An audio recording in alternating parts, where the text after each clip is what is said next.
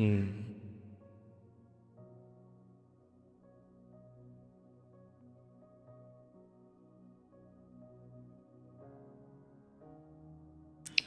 Praise the Lord. ప్రభువనేసు నామములో అందరికీ వందనములు. యేసయ్య మాటను ఈ కార్యక్రమానికి ప్రేమతో మిమ్మల్ని ఆహ్వానిస్తున్నాను. ఈ దినము అపోస్తుల కార్యముల గ్రంథము 28వ అధ్యాయం మొదటి 10 వచనాలు ధ్యానించుకుందాం. మేము తప్పించుకొనిన తర్వాత ఆ ద్వీపము మెలితే అని తెలుసుకుని అనాగరికులకు ఆ ద్వీపవాసులు మాకు చేసిన ఉపచారము వింతంత కాదు. ఏలైనగా అప్పుడు వర్షము కురియుచు చలిగా ఉన్నందున వారు నిప్పులు రాజబెట్టి మమ్మను అందరినీ చేర్చుకొనిరి. అప్పుడు పౌలు మోపెడు పుల్లలేరి నిప్పుల మీద వేయగా ఒక సర్పము కాకకు బయటికి వచ్చి అతని చెయ్యి పట్టెను.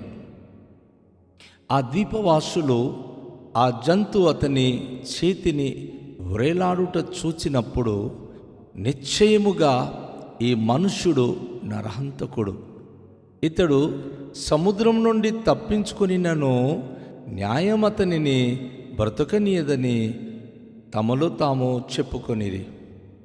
అలాగే అతడైతే ఆ విష జంతువును అగ్నిలో జాడించి వేసి ఏ హానియు పొందలేదు. వారతని శరీరము వాచునో లేక అతడు అకస్మాత్తుగా పడిచచ్చునో అని కనిపెట్టుచుండిరి. చాలాసేపు కనిపెట్టుచుండిన తర్వాత అతనికి ఏ హానియు కలుగకుండుట చూచి ఆ అభిప్రాయము మాని అతడొక దేవత అని చెప్పసాగిరి. పోప్లి అను ఒకడు ఆ ద్వీపములో ముఖ్యుడు. అతనికి ఆ ప్రాంతములలో భూములుండెను. అతడు మమ్మును చేర్చుకొని 3 దినములు స్నేహభావముతో ఆతిథ్యమిచ్చెను. అప్పుడు పోప్లి యొక్క తండ్రి జ్వరము చేతను రక్తభేది చేతను బాధపడుచు పండుకొని ఉండెను. పౌలు అతని యొద్దకు వెళ్ళి ప్రార్థన చేసి అతని మీద చేతులుంచి స్వస్థపరచెను. ఇది చూచి ఆ ద్వీపములో ఉన్న కడమ రోగులు కూడా వచ్చి స్వస్థత పొందిరి. మరియు వారు అనేక సత్కార్యములతో మమ్మను మర్యాద చేసి మేము ఓడ ఎక్కి వెళ్ళినప్పుడు మాకు కావలసిన వస్తువులు తెచ్చి ఓడలో ఉంచేరి. ప్రభునందు ప్రియమైన వాళ్ళారా, ఈ వాక్య భాగంలో ఒక అద్భుత కార్యములు పౌలు జీవితంలో జరిగినట్లుగా మనం గమనిస్తున్నాం. వీరు చెక్కలు పట్టుకొని ఏవో పట్టుకొని ఆ 2 పాయల నుంచి ఆ ఓడ ఎక్కడైతే అక్కడ అంటుకుందో అక్కడి నుంచి వీళ్ళు తప్పించుకొని చాలా కష్టంతో ఆ సముద్రంలో ఈదుకుంటూ ఆ ముందుకున్నటువంటి ఒక దీవిలో వెళ్ళి చేరారు. ఆ ద్వీపం పేరు మెలితే. ఆ మెలితే అనే దీవులోనికి వచ్చి చేరినప్పుడు అది ఒక భయంకరంగా వర్షకాలము. విపరీతంగా వర్షం పడుతున్నందున ఆ విపరీతం చలి ఉంది. కనుక ఆ ద్వీపవాసులు ఈ సముద్రంలో పాపం ఈదుకొని వచ్చి వణికిపోతున్నటువంటి వీరికి వారు అనాగరికులు, వారికి సరైనటువంటి ఇది లేదు. కాకపోతే ఆ ద్వీపవాసులు ఎలా ఉన్నా సరే వీరందరికీ చాలా వారు సహకరించారు. మామూలుగా కాదు. వారు వీరికి ఏదైతే అవసరమో ఆ ద్వీపవాసులు ఈదుకొని వచ్చినటువంటి వీరందరికీ మరి లెక్క మనం చూసాం కదా, 276 బహుశా అందరికీ చేరిపోయారేమో. వాళ్ళందరికీ భోజనాలకినేమి, వారికి కట్టుకోవడానికి బట్టలునేవి, అన్నీస్తో అక్కడ విపరీతమైన వర్షం కురుస్తూ చల్లగా ఉన్నందున వారు ఒక దగ్గర నిప్పులు రాజబెట్టి, అయ్యా రండి ముందు ఈ నిప్పుల దగ్గర నిల్చోండి అని వారందరికీ సైగ చేశారు. వీళ్ళందరూ కూడా అక్కడికి వెళ్ళారు. అయితే పౌలు భక్తుడు కూడా ఆ పక్కన పడున్నటువంటి కొన్ని పుల్లలేరి ఆ నిప్పులు వేసినంటేనే ఆ పుల్లల లోపల ఒక విషసర్పం ఉన్నో అది ఆయన చేతికి అది కరుచుకుంటూ ఆ మంట నుంచి ఆ వేడి రావడంతోనే ఆ కట్టెల్లో ఉన్నటువంటి ఆ పాము మరి ఆ సర్పాన్ని అపోస్తలుడు పౌలు చేతికి పట్టి కరిచింది. అది వేలాడుతుంది. అద్వీపవాసులు ఈ పౌలు భక్తులను చూసినప్పుడు ఆశ్చర్యపడ్డారు. ఏంటి ఈ సర్పం అతనికి కాటేసింది అని చెప్పి, నిశ్చయంగా ఈ మనుషుడు పెద్ద హంతకుడు, నరహంతకుడు, వాళ్ళ తాలూకు తత్వం అది. ఈ సర్పాలు కనుక కాటేస్తే అది నరహంతకులకి ఇలాంటి ప్రాబ్లమ్స్ వస్తుందని వారు అనుకుంటారు. కాబట్టి అపోస్తలుడు పౌలు ఒక నరహంతకుడు సముద్రం నుంచి తప్పించుకున్నాడే కానీ న్యాయం అతనికి విడిచిపెట్టలేదు, బ్రతకనివ్వలేదు. పాము రూపంలో వెళ్ళి కాటేసింది అని వారు తమలు తాము చెప్పుకుంటున్నారు, తమలు తాము చెప్పుకుంటూ చూస్తున్నారు. అతడైతే ఆ విష జంతువును, ఆ సర్పాన్ని తనకు కరిచినప్పుడు శరీరం అంతా వారు ఈదుకుంటూ వచ్చారు కదా, తిమ్ముళ్ళు పట్టేసి ఉంటుంది. అది బాడీకి ఏం కొట్టినా దెబ్బలు తగిలిన వాళ్ళకి అర్థం కాదు. ఈ చల్లని నీళ్ళలో సముద్రం లోపల వారు ఈదుకుంటూ వచ్చి ఈ వర్షంలో తడుస్తూ ఆ మంట దగ్గర నిలబడినప్పుడు అక్కడ పాము కరిచిందో ఏమి దెబ్బ తగిలిందో ఆయనకి తెలియదు. కాకపోతే ఆ పాము వేలాడడం చూసి ఆయన ఆ అగ్నిలో దాన్ని జాడించేశాడు. అది అగ్నిలో పడిపోయి కాలి చచ్చిపోయింది. కానీ పౌలుకు మాత్రమే ఏ హాని కలగలేదు. పౌలుకు ఏ విధంగా నష్టము జరగల. వారు అతని వైపే చూస్తున్నారు.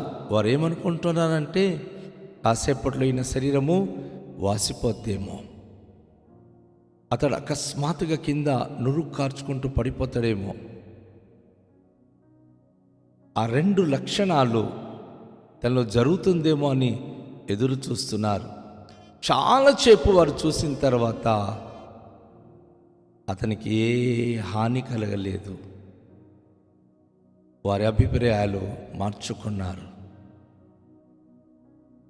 వారేమనుకున్నారంటే ఈయన నరహంతకుడు కాదు, ఏ తప్పు చేసిన వాడు కాడు, ఇతను ఒక దేవత,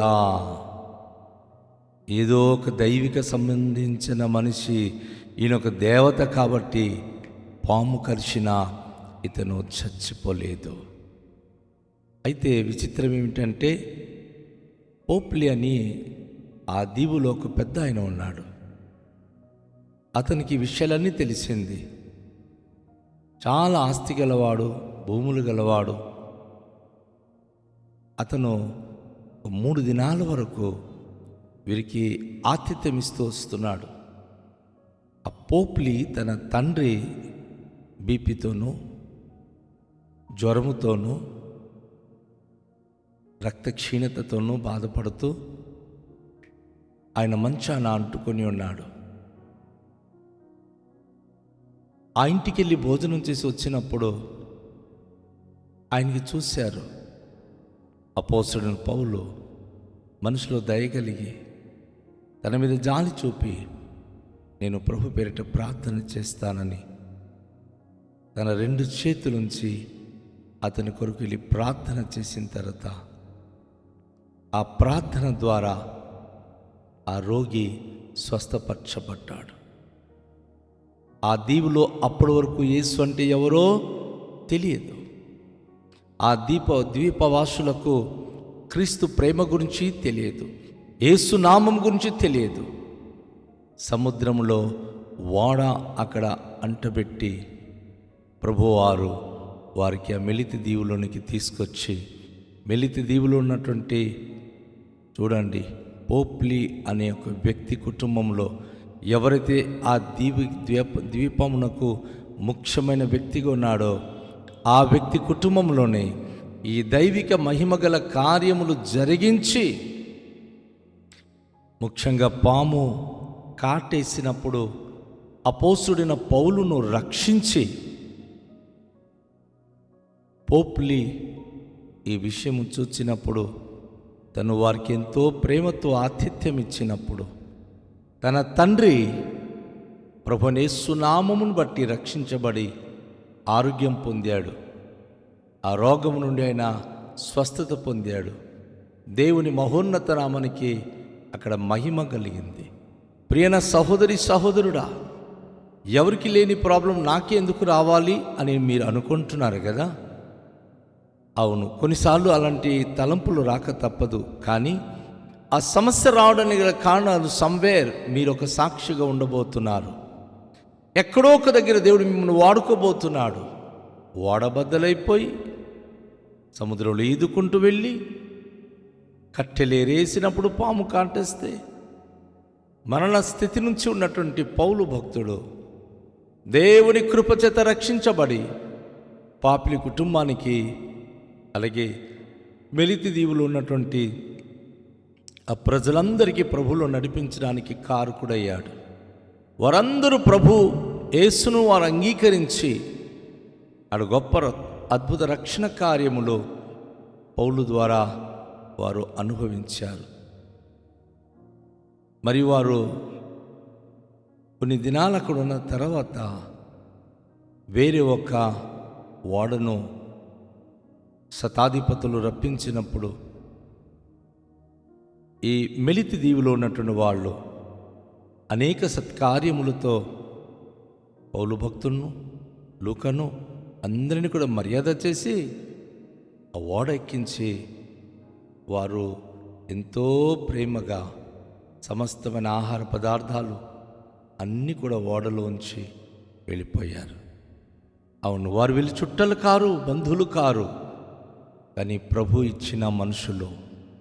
నా ప్రియ సోదరి సహోదరుడా, మన సొంత వాళ్ళు మనను చంపాలనుకుంటారు, ఉయ్యాలనుకుంటారు, అసహించుకుంటారు. కానీ దేవుడిచ్చే మనుషులు మాత్రం మనకు ప్రేమిస్తూనే ఉంటారు, ఆదరిస్తూనే ఉంటారు. మనము దేవునితో నడిచినప్పుడు రెండు తలలు ఉంచుకుని ప్రార్థన చేద్దాం.